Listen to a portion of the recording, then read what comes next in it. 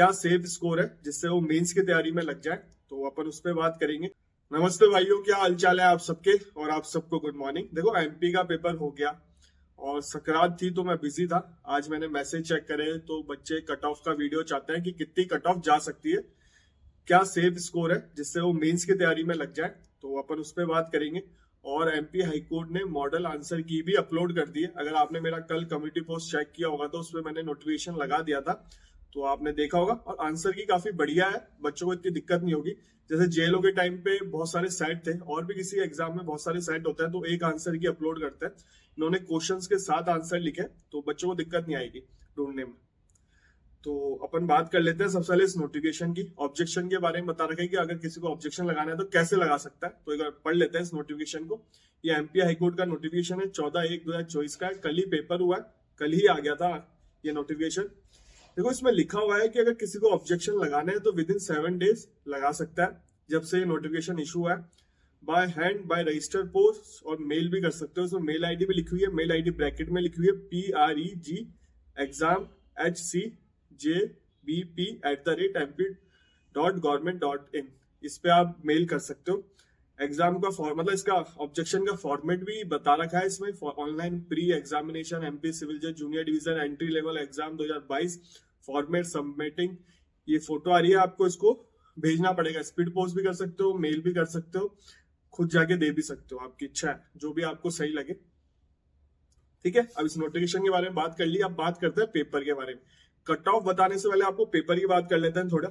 मैंने बच्चों से बात भी की है कि जिन्होंने पेपर दिया, और मैंने खुद ने भी सर्च मतलब देखा पूरा पेपर को, फिर समझा, तो वो बता रहा हूं मैं आपको। ये एक्सपेक्टेड कट ऑफ है, ये नहीं कि यही कट ऑफ जा सकती है।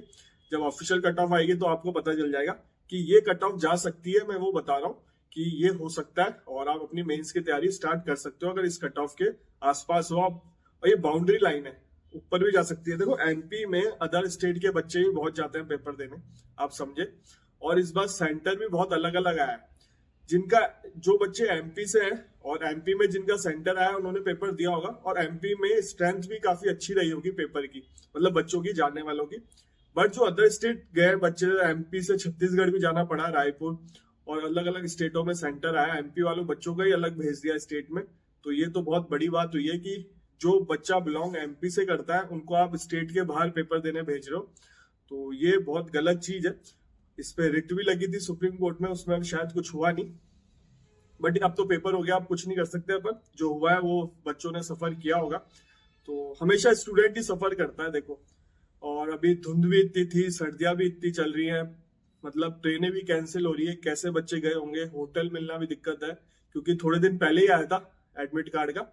पर ठीक है, तो अब बात कर लेते हैं। पेपर इजी नहीं था, मॉडरेट से थोड़ा हार्ड था, और क्वेश्चंस भी आए थे, केसेस भी आए थे, मतलब केस के क्वेश्चंस भी आए थे, और ऑब्जेक्ट मतलब कॉन्सेप्ट बेस्ड क्वेश्चन थे।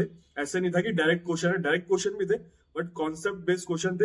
उसका रीजन भी है क्योंकि एमपी में जब ये क्वालिफिकेशन जो क्राइटेरिया था वो चेंज किया गया था, उसमें 70% किया गया था और एक्सपीरियंस वाला किया गया था। इसलिए तो आपको केसेस भी देखने को मिले, केस लॉस भी आए थे, और मतलब कॉन्सेप्ट बेस्ड पेपर था, और डायरेक्ट क्वेश्चन कम थे। तो इसलिए पेपर का आप लेवल देख सकते हो, अच्छा था। डिफिकल्ट भी हो सकता है कई बच्चों के लिए, और कई बच्चों के लिए इजी भी हो सकता है। इजी वाले बहुत कम होंगे कहने वाले कि इजी था पेपर, वही कह सकता है जिन्होंने बहुत तगड़ी तैयारी कर रखी थी ना, कुछ भी पूछ लो, कहीं से भी पूछ लो, उनके लिए कुछ हार्ड नहीं लगता, तो वो बच्चे बहुत कम होंगे।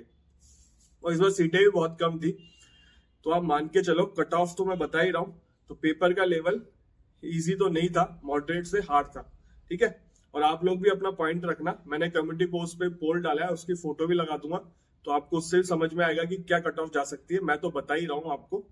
और देखो अब कट ऑफ की बात कर लेते हैं अपन, कट ऑफ क्या जा सकती है। सबसे पहले बात करते हैं जनरल कैटेगरी की। देखो जनरल कैटेगरी की 117 से 127 के आसपास जा सकती है। लास्ट टाइम शायद लास्ट 2 ईयर्स रही है 110 या 115 जनरल की कट ऑफ, आप देख सकते हो लास्ट टाइम वाली। बट अभी क्या जा सकती है, 117 से 127 जा सकती है। ठीक है, ओबीसी की कट ऑफ 108 से 115 जा सकती है। एसटी की कट ऑफ 95 से 105 जा सकती है, एससी की कट ऑफ 98 से 102 जा सकती है, ईडब्ल्यूएस की 95 से लेकर 105 जा सकती है।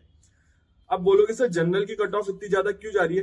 देखो हर अदर स्टेट के बच्चे चाहे वो उस स्टेट में रिजर्व कैटेगरी में हो, बट एमपी में जा रहे हैं तो वो जनरल में आएंगे। तो जो अदर स्टेट से बच्चे भी बहुत देने गए, राजस्थान से भी बहुत देने जाते हैं, दिल्ली से भी बहुत जाते हैं, यूपी से भी बहुत जाते हैं, हरियाणा से भी बहुत जाते हैं। तो जितने भी अदर स्टेट के बच्चे होते हैं ना, वो भी जनरल कैटेगरी में आता है। तो जो स्टेट के जनरल होते हैं वो भी होते हैं इंक्लूड। तो उसमें जनरल की कैटेगरी की कट ऑफ हमेशा आप देखोगे हाई जाती है। इस बार जेएलओ की भी देख सकते हो आप, जनरल की कट ऑफ काफी हाई गई थी, क्योंकि अदर स्टेट के बच्चे भी जनरल कैटेगरी में ही फाइट करते हैं। और जो वहां के रिजर्व कैटेगरी वाले हैं वो रहते ही हैं रिजर्व कैटेगरी में, तो उनकी कट ऑफ में थोड़ा अंतर होता है, तो इसलिए ज्यादा कट ऑफ जाती है आजकल जनरल की। एसटी कट ऑफ मैंने आपको बता दी 95 से 105 है, एससी की कट ऑफ 98 से 102 है, ईडब्ल्यूएस की 95 से 105 है, ओबीसी की 108 से 115 है, जनरल की 100 मतलब 117 से लेकर 127 है। ठीक है, ये कट ऑफ रह सकती है। अगर इस कैटेगरी में हो आप तो आप मेंस की तैयारी कर सकते हो। मैं नहीं कह रहा कि इससे नीचे भी हो, क्या पता कट ऑफ क्या जा सकती है। अगर 19-20 हो रहा है आपका, नीचे भी हो, तो भी मेंस की तैयारी रखें। और रिजल्ट बहुत जल्दी आएगा, जैसे ही ऑब्जेक्शन क्लियर हो जाएंगे रिजल्ट आपको देखने को मिलेगा। अगर ऑब्जेक्शन लगाए होंगे बच्चों ने, ऑब्जेक्शन तो लगेंगे अगर कोई ना कोई किसी को प्रॉब्लम होगी तो विद प्रूफ, तो अगर उनको लगेगा तो उस पर सॉल्व करेंगे उस ऑब्जेक्शन को। तो ये कट ऑफ रह सकती है। और जिन बच्चों का नहीं हो रहा वो आरजेएस की तैयारी करें, आरजेएस की वैकेंसी आपको देखने को मिलेगी। यूपी की बात आती है कि यूपी में इलेक्शन भी है, कह रहे हैं कि इलेक्शन के कारण वैकेंसियां नहीं आएंगी, और कह रहे हैं आएंगी। तो जो होगा वो आपको बता देंगे, जैसे ही कुछ होगा आपको कोई इन्फॉर्मेशन मिलेगी हमें आप तक शेयर करेंगे। वैसे यूपी की वैकेंसी सुनने में ये आ रहा था कि आएगी, और इलेक्शन है, वैसे हर स्टेट में वैकेंसियां निकलेंगी, बट कब आएंगी था कि जनवरी में आ जाएंगी, पर अभी जनवरी चल रहा है, अभी तक कुछ सुनने में आया नहीं। जब तक मैं वीडियो बना रहा हूँ, उसके बाद अगर आ जाता है तो कोई मैं बना दूंगा वीडियो, बट जिस टाइम मैं वीडियो बना रहा हूँ अभी तक कोई न्यूज नहीं आई कि यूपी में वैकेंसी। वैसे यूपी में रूल्स चेंज हो गए हायर जुडिशरी के, वो आप देख सकते हो मेरा वीडियो। आरजेएस की वैकेंसी में भी रूल्स चेंज होने की बात चल रही है, इसलिए आरजेएस की वैकेंसी होल्ड पे है। जैसे रूल्स चेंज हो जाएंगे आरजेएस की वैकेंसी भी आ जाएंगी, और आरजेएस में काफी अच्छी वैकेंसी आएंगी। नई वैकेंसियां जनवरी में नोटिफाई होती हैं, जनवरी एंड तक आपको देखने को मिलेगा कि नई वैकेंसियां नोटिफाई हुई है आरजेएस की। तो वैकेंसी का संख्या बहुत अच्छी हो सकती है आरजेएस की।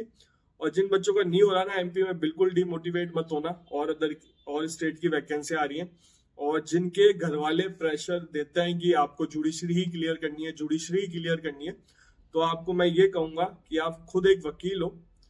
मेरे को सुनने में आया कि कई बच्चों के घर वाले प्रेशर देते हैं कि नौकरी लगना, आपको लगना है। खास तौर से लड़कियां बोलती हैं मेरे को कि सर शादी की उम्र हो गई है, घर वाले प्रेशर कर रहे हैं, नहीं करोगे मतलब नहीं लगेगी नौकरी तो शादियां कर देंगे।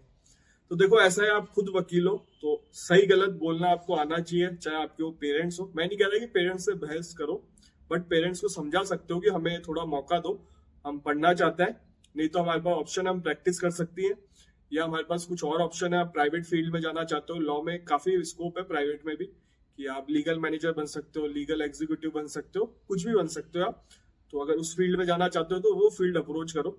और मैं यही कहूंगा लड़कियों को घर पे मत बैठना, आपका खुद का इनकम सोर्स होना बहुत जरूरी है। तो पेरेंट्स को समझाओ। मैं ही नहीं कह रहा कि सारे पेरेंट्स ऐसा करते हैं, कुछ पेरेंट्स है जो बोल देते हैं बच्चों को, और वो पेरेंट्स से बच्चों की भलाई चाहते हैं, ऐसा नहीं कि बच्चों का वो गलत सोचता है। उनका भी कहना सही होता है पेरेंट्स का कि सरकारी नौकरी लग जाओगे तो आपका ही फ्यूचर सिक्योर है। तो बट आप तैयारी करो, आरजेएस की वैकेंसियां भी आ सकती है। और पेरेंट्स को भी समझाओ कि थोड़ा 1-2 साल दो, शादी के लिए रुको, शादियां तो हो जाएंगी, ऐसा कुछ नहीं है। और नहीं भी होती तो ऐसा कोई बड़ी बात नहीं है आज के टाइम पे, बट हो जाती है सबकी शादियां। पेरेंट्स के जमाने में क्या होता था, 20-25 एज थी शादी की, तो उनको लगता है कि हो जानी चाहिए, पर आज के टाइम पे 25, 30, 32 भी हो सकता है। तो ऐसा कोई इशू नहीं है, पेरेंट्स को आप लोग समझाओ।